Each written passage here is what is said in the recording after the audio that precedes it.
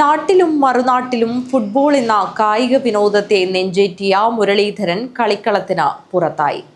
UAE-യിൽ വധശിക്ഷ നടപ്പിലാക്കപ്പെട്ട 2 മലയാളികളിൽ ഒരാളായ ചീമേനി പോതാവൂർ സ്വദേശി പെരുന്തട്ട വീട്ടിൽ മുരളീധരൻ നാട്ടുകാരെയും വീട്ടുകാരെയും കാണാതെ യാത്രയായി.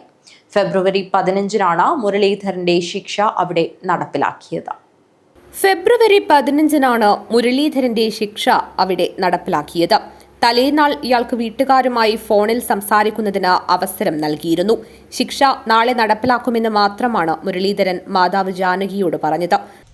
14 വിളിച്ച് ബന്ധപ്പെട്ട് പറയുന്നുണ്ടായത്.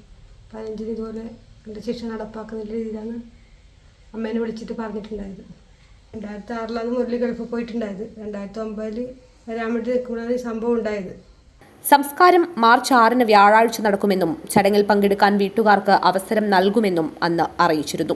ചടങ്ങിൽ പങ്കെടുക്കുവാൻ പോകേണ്ടതില്ലെന്ന നിലപാടിലായിരുന്നു വീട്ടുകാർക്ക്. ഇന്ത്യൻ പൗരനെ കൊലപ്പെടുത്തിയ കേസിലാണ് മുരളീധരൻ ഉൾപ്പെടെ വധശിക്ഷയ്ക്ക് വിധിച്ചിരുന്നത്. ഇദ്ദേഹത്തിന്റെ ശിക്ഷ ഒഴിവാക്കുന്നതിനായി കേന്ദ്ര വിദേശകാര്യ മന്ത്രാലയവും സംസ്ഥാന ഭരണകൂടവും ഇടപെട്ടിരുന്നതായി അധികൃതർ വ്യക്തമാക്കി. കണ്ണൂർ ജില്ലയിലെ തലശ്ശേരി സ്വദേശിയായ മുഹമ്മദ് റിനാഷാണ് UAE-യിൽ വധശിക്ഷയ്ക്ക് വിധേയനായ മറ്റൊരാൾ. 1982 നവംബർ ജനിച്ച മുരളീധരൻ നാട്ടിലും മറുനാട്ടിലും ഫുട്ബോളിലെ മിന്നും താരമായിരുന്നു. പൊതാവൂർ ദേശാഭിമാനി ക്ലബിന്റെ മിന്നും താരമായിരുന്നു 42-കാരനായ മുരളീധരൻ. കേരളത്തിലെ വിവിധ കളിക്കളങ്ങളിൽ 1.5 പതിറ്റാണ്ട് കാൽപന്ത് കളിയിൽ സജീവമായിരുന്നുവെന്ന് കയ്യൂർ ചീമേനി പഞ്ചായത്ത് 6-ാം വാർഡംഗം ശോഭന പറഞ്ഞു.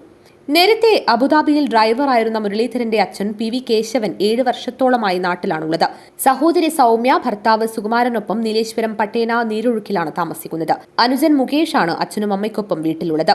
2006-ൽ നാട്ടിൽ നിന്നും പോയ മുരളീധരൻ 2009-ൽ നാട്ടിൽ തിരിച്ചെത്താൻ ശ്രമം നടത്തുന്നതിനിടയിലാണ് കേസിനാസ്പദമായ സംഭവം നടന്നത്. ഉറുമിസ് തൃക്കരിപ്പൂർ, ന്യൂസ് ബ്യൂറോ, തൃക്കരിപ്പൂർ.